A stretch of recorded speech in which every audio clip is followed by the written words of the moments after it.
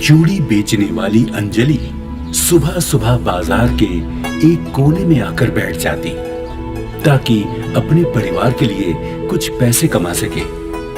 इसके लिए वो रोज पूरे दिन मेहनत करती।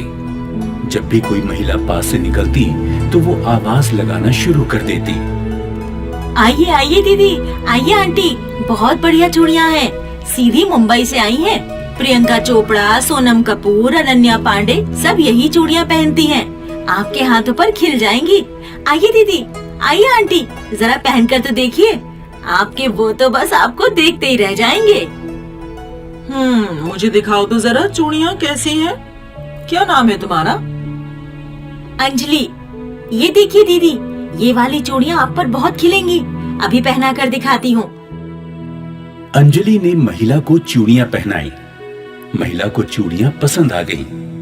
उसने अंजलि को पैसे दिए और निकल गई।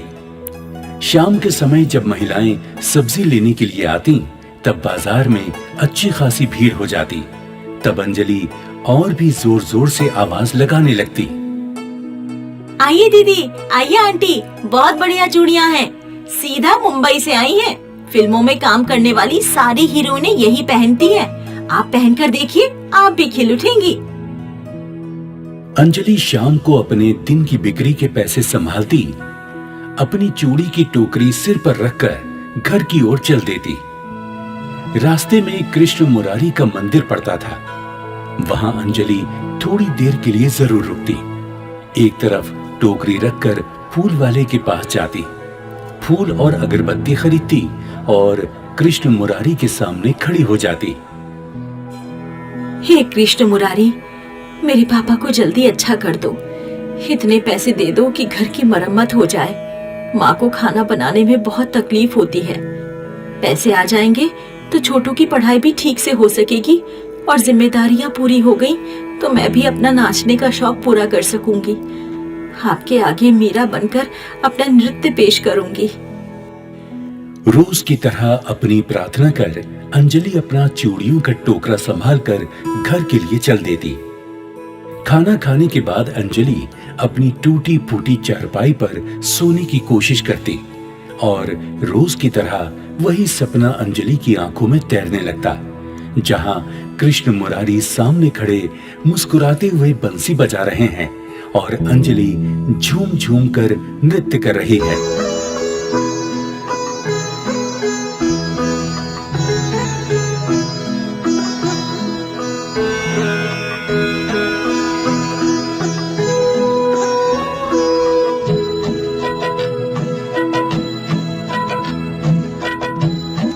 इसी तरह सपना देखते देखते अंजलि सो जाती।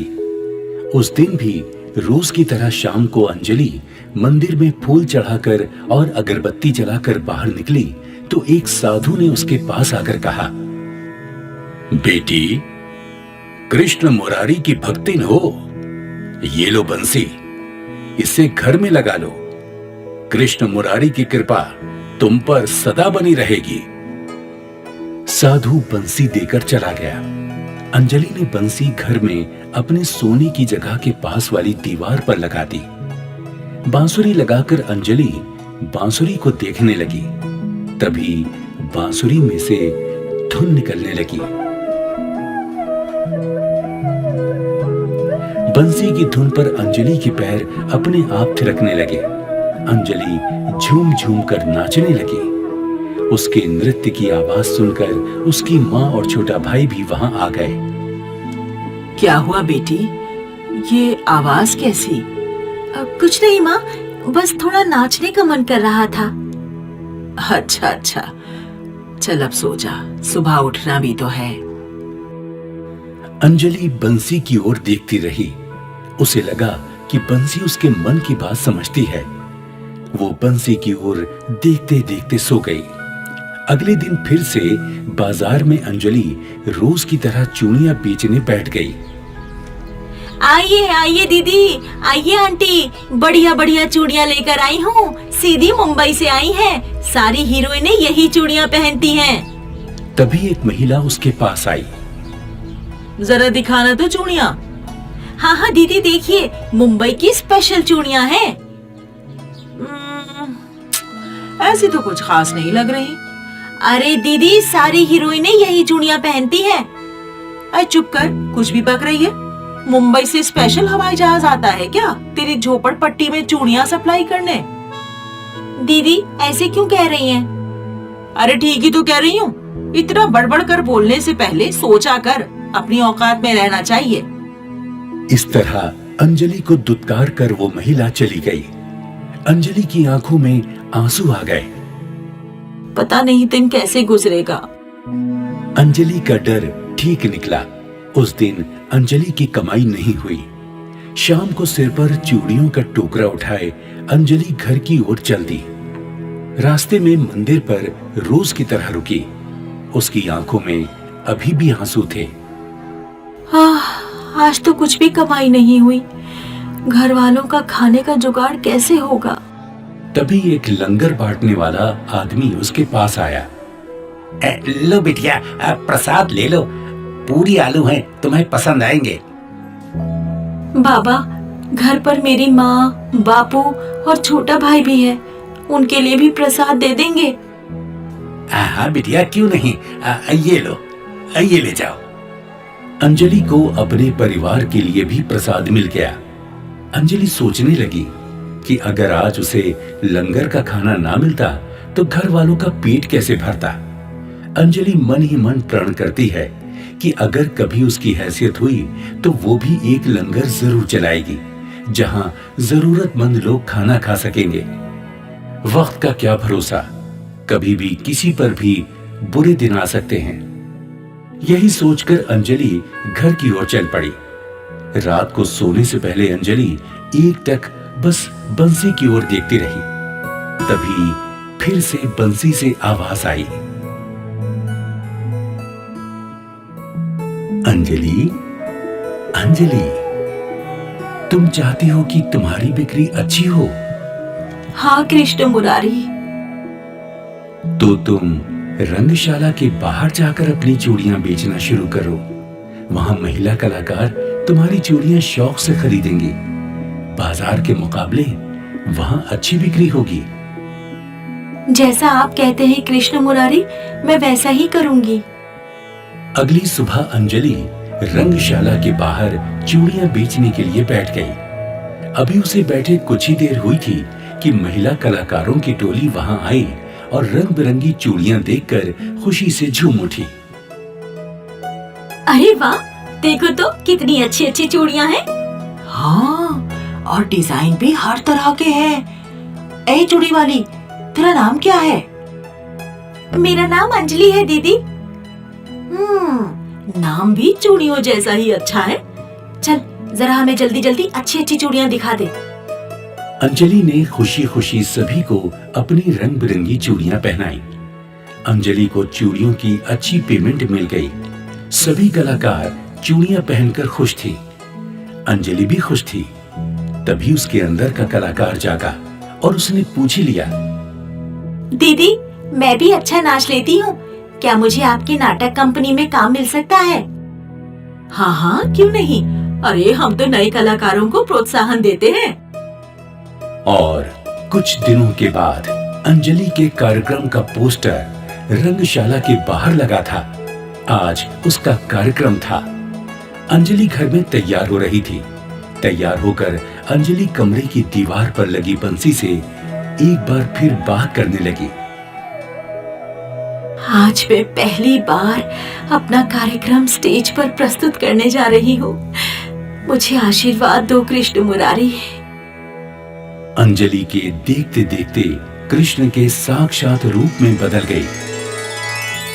अंजलि, मेरा आशीर्वाद तो हमेशा तुम्हारे साथ है, पर तुम भूल गई कि तुमने कहा था कि अगर तुम्हें सफलता मिली तो तुम मेरे सामने मीरा बनकर नृत्य प्रस्तुत करोगी। मुझे याद है, पर आप बताएं अब और आज ये कैसे संभव है? आप ही कोई रास्ता निकालें। मैं तुम्हारे साथ चलता हूँ। मैं स्टेज पर रहूंगा, तुम मेरे साथ नृत्य करना। कोई पूछे तो कहना कि कलाकार है, मेरे साथी तैयार होकर आया है। अंजलि ये सुनकर खुशी से उछल पड़ी। ये तो सचमुच अच्छा रहेगा। स्टेज पर श्री कृष्ण अपने रूप में साक्षात खड़े थे और अंजलि उनके समक्ष मीरा बनकर नृत्य कर रही थी।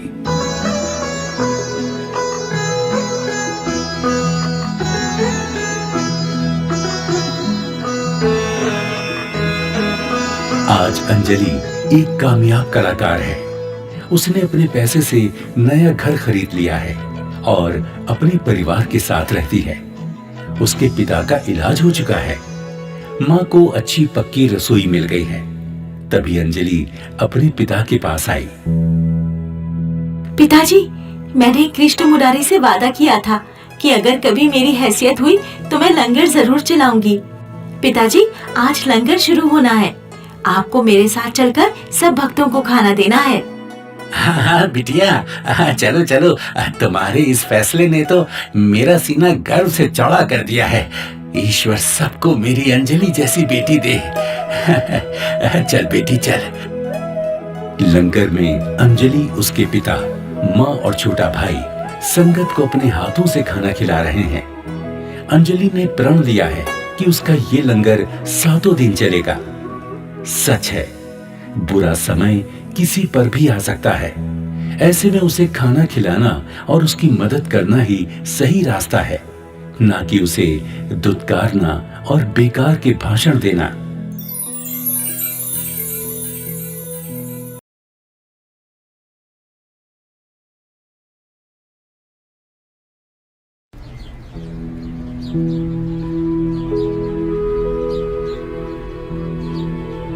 चूड़ी बेचने वाली अंजलि सुबह सुबह बाजार के एक कोने में आकर बैठ जाती ताकि अपने परिवार के लिए कुछ पैसे कमा सके। इसके लिए वो रोज पूरे दिन मेहनत करती। जब भी कोई महिला पास से निकलती तो वो आवाज लगाना शुरू कर देती। आइए आइए दीदी, आइए आंटी, बहुत बढ़िया चूड़ियां हैं। सीधी मुंबई से आई हैं। प्रियंका चोपड़ा, सोनम कपूर, अनन्या पांडे सब यही चूड़ियां पहनती हैं। आपके हाथों पर खिल जाएंगी। आइए दीदी, आइए आंटी, जरा पहनकर तो देखिए। आपके वो तो बस आपको देखते ही रह जाएंगे। मुझे दिखाओ तो जरा चूड़ियां कैसी हैं? क्या नाम है तुम्हारा? अंजलि। ये देखिए दीदी, ये वाली चूड़ियां आप पर बहुत खिलेंगी। अभी पहना कर दिखाती हूँ। अंजलि ने महिला को चूड़ियां पहनाई। महिला को चूड़ियां पसंद आ गईं। उसने अंजलि को पैसे दिए और निकल गई। शाम के समय जब महिलाएं सब्जी लेने के लिए आती, तब बाजार में अच्छी खासी भीड़ हो जाती। तब अंजलि और भी जोर जोर से आवाज लगाने लगती। आइए दीदी, आइए आंटी, बहुत बढ़िया चूड़ियां हैं। सीधा मुंबई से आई हैं। फिल्मों में काम करने वाली सारी हीरोइनें यही पहनती हैं। आप पहनकर देखिए, आप भी खिल उठेंगी। अंजलि शाम को अपने दिन की बिक्री के पैसे संभालती, अपनी चूड़ी की टोकरी सिर पर रखकर घर की ओर चल देती। रास्ते में कृष्ण मुरारी का मंदिर पड़ता था। वहां अंजलि थोड़ी देर के लिए जरूर रुकती। एक तरफ टोकरी रखकर फूल वाले के पास जाती, फूल और अगरबत्ती खरीदती और कृष्ण मुरारी के सामने खड़ी हो जाती। हे कृष्ण मुरारी, मेरे पापा को जल्दी अच्छा कर दो। इतने पैसे दे दो कि घर की मरम्मत हो जाए। माँ को खाना बनाने में बहुत तकलीफ होती है। पैसे आ जाएंगे तो छोटू की पढ़ाई भी ठीक से हो सकेगी और जिम्मेदारियां पूरी हो गई तो मैं भी अपना नाचने का शौक पूरा कर सकूंगी। आपके आगे मीरा बनकर अपना नृत्य पेश करूंगी। रोज की तरह अपनी प्रार्थना कर अंजलि अपना चूड़ियों का टोकरा संभालकर घर के लिए चल देती। खाना खाने के बाद अंजलि अपनी टूटी फूटी चारपाई पर सोने की कोशिश करती और रोज की तरह वही सपना अंजलि की आंखों में तैरने लगता, जहां कृष्ण मुरारी सामने खड़े मुस्कुराते हुए बंसी बजा रहे हैं और अंजलि झूम झूम कर नृत्य कर रही है।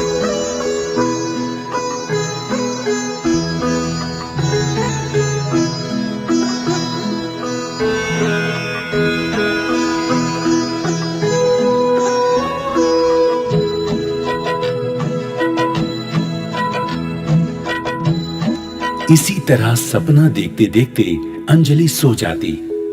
उस दिन भी रोज की तरह शाम को अंजलि मंदिर में फूल चढ़ाकर और अगरबत्ती जलाकर बाहर निकली तो एक साधु ने उसके पास आकर कहा, बेटी, कृष्ण मुरारी की भक्तिन हो, ये लो बंसी, इसे घर में लगा लो।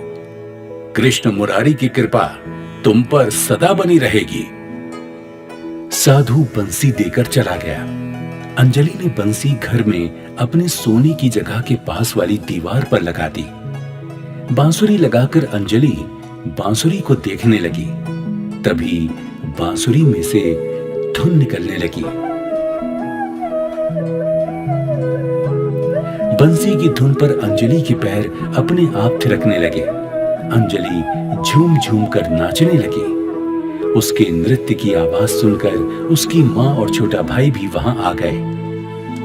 क्या हुआ बेटी, ये आवाज कैसी? कुछ नहीं माँ, बस थोड़ा नाचने का मन कर रहा था। अच्छा अच्छा, चल अब सो जा, सुबह उठना भी तो है। अंजलि बंसी की ओर देखती रही। उसे लगा कि बंसी उसके मन की बात समझती है। वो बंसी की ओर देखते देखते सो गई। अगले दिन फिर से बाजार में अंजलि रोज की तरह चूड़ियां बेचने बैठ गई। आइए आइए दीदी, आइए आंटी, बढ़िया बढ़िया चूड़ियां लेकर आई हूँ। सीधी मुंबई से आई हैं। सारी हीरोइनें यही चूड़ियां पहनती हैं। तभी एक महिला उसके पास आई। जरा दिखाना तो चूड़ियां। हाँ हाँ दीदी, देखिए, मुंबई की स्पेशल चूड़ियां हैं। ऐसी तो कुछ खास नहीं लग रही। अरे दीदी, सारी हीरोइनें यही चूड़ियां पहनती हैं। अरे चुप कर, कुछ भी बक रही है। मुंबई से स्पेशल हवाई जहाज आता है क्या तेरी झोपड़पट्टी में चूड़ियां सप्लाई करने? दीदी ऐसे क्यों कह रही हैं? अरे ठीक ही तो कह रही हूँ। इतना बड़बड़ कर बोलने से पहले सोचा कर, अपनी औकात में रहना चाहिए। इस तरह अंजलि को दुत्कार कर वो महिला चली गई। अंजलि की आंखों में आंसू आ गए। पता नहीं दिन कैसे गुजरेगा। अंजलि का डर ठीक निकला। उस दिन अंजलि की कमाई नहीं हुई। शाम को सिर पर चूड़ियों का टोकरा उठाए अंजलि घर की ओर चल दी। रास्ते में मंदिर पर रोज की तरह रुकी। उसकी आंखों में अभी भी आंसू थे। आज तो कुछ भी कमाई नहीं हुई। घर वालों का खाने का जुगाड़ कैसे होगा? तभी एक लंगर बांटने वाला आदमी उसके पास आया। लो बिटिया, प्रसाद ले लो। पूरी आलू हैं, तुम्हें पसंद आएंगे। बाबा, घर पर मेरी माँ, बापू और छोटा भाई भी है। उनके लिए भी प्रसाद दे देंगे? हाँ बिटिया, क्यों नहीं। ये लो, ये ले जाओ। अंजलि को अपने परिवार के लिए भी प्रसाद मिल गया। अंजलि सोचने लगी कि अगर आज उसे लंगर का खाना ना मिलता तो घर वालों का पेट कैसे भरता। अंजलि मन ही मन प्रण करती है कि अगर कभी उसकी हैसियत हुई तो वो भी एक लंगर जरूर चलाएगी जहां जरूरतमंद लोग खाना खा सकेंगे। वक्त का क्या भरोसा, कभी भी किसी पर भी बुरे दिन आ सकते हैं। यही सोचकर अंजलि घर की ओर चल पड़ी। रात को सोने से पहले अंजलि एकटक बस बंसी की ओर देखती रही। तभी फिर से बंसी से आवाज आई, अंजलि, अंजलि, तुम चाहती हो कि तुम्हारी बिक्री अच्छी हो? हाँ कृष्ण मुरारी। तो तुम रंगशाला के बाहर जाकर अपनी चूड़ियां बेचना शुरू करो। वहां महिला कलाकार तुम्हारी चूड़ियां शौक से खरीदेंगी। बाजार के मुकाबले वहां अच्छी बिक्री होगी। जैसा आप कहते हैं कृष्ण मुरारी, मैं वैसा ही करूंगी। अगली सुबह अंजलि रंगशाला के बाहर चूड़ियां बेचने के लिए बैठ गई। अभी उसे बैठे कुछ ही देर हुई थी कि महिला कलाकारों की टोली वहां आई और रंग बिरंगी चूड़ियां देखकर खुशी से झूम उठी। अरे वाह, देखो तो कितनी अच्छी अच्छी चूड़ियां हैं। हाँ, और डिजाइन भी हर तरह के हैं। ए चूड़ी वाली, तेरा नाम क्या है? मेरा नाम अंजलि है दीदी। नाम भी चूड़ियों जैसा ही अच्छा है। चल जरा हमें जल्दी जल्दी अच्छी अच्छी चूड़ियां दिखा दे। अंजलि ने खुशी खुशी सभी को अपनी रंग बिरंगी चूड़ियां पहनाई। अंजलि को चूड़ियों की अच्छी पेमेंट मिल गई। सभी कलाकार चूड़ियां पहनकर खुश थी। अंजलि भी खुश थी। तभी उसके अंदर का कलाकार जागा और उसने पूछ ही लिया, दीदी मैं भी अच्छा नाच लेती हूँ, क्या मुझे आपकी नाटक कंपनी में काम मिल सकता है? हाँ हाँ क्यों नहीं, अरे हम तो नए कलाकारों को प्रोत्साहन देते हैं। और कुछ दिनों के बाद अंजलि के कार्यक्रम का पोस्टर रंगशाला के बाहर लगा था। आज उसका कार्यक्रम था। अंजलि घर में तैयार हो रही थी। तैयार होकर अंजलि कमरे की दीवार पर लगी बंसी से एक बार फिर बात करने लगी। आज मैं पहली बार अपना कार्यक्रम स्टेज पर प्रस्तुत करने जा रही हूँ।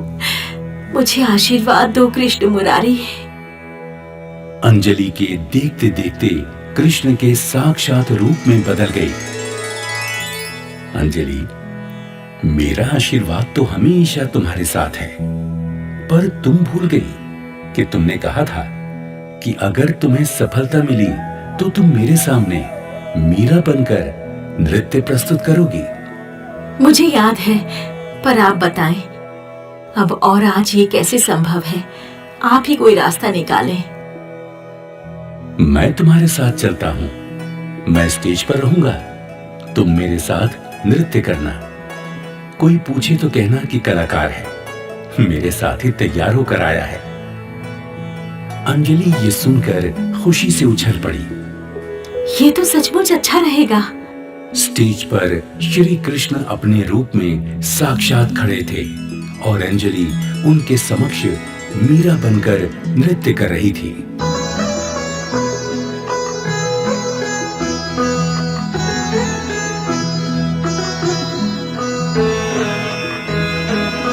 आज अंजलि एक कामयाब कलाकार है। उसने अपने पैसे से नया घर खरीद लिया है और अपने परिवार के साथ रहती है। उसके पिता का इलाज हो चुका है। माँ को अच्छी पक्की रसोई मिल गई है। तभी अंजलि अपने पिता के पास आई। पिताजी, मैंने कृष्ण मुरारी से वादा किया था कि अगर कभी मेरी हैसियत हुई तो मैं लंगर जरूर चलाऊंगी। पिताजी, आज लंगर शुरू होना है। आपको मेरे साथ चलकर सब भक्तों को खाना देना है। हाँ बिटिया, चलो चलो, तुम्हारे इस फैसले ने तो मेरा सीना गर्व से चौड़ा कर दिया है। ईश्वर सबको मेरी अंजलि जैसी बेटी दे। चल बेटी चल। लंगर में अंजलि, उसके पिता, माँ और छोटा भाई संगत को अपने हाथों से खाना खिला रहे हैं। अंजलि ने प्रण लिया है कि उसका ये लंगर 7 दिन चलेगा। सच है, बुरा समय किसी पर भी आ सकता है। ऐसे में उसे खाना खिलाना और उसकी मदद करना ही सही रास्ता है, ना कि उसे दुत्कारना और बेकार के भाषण देना।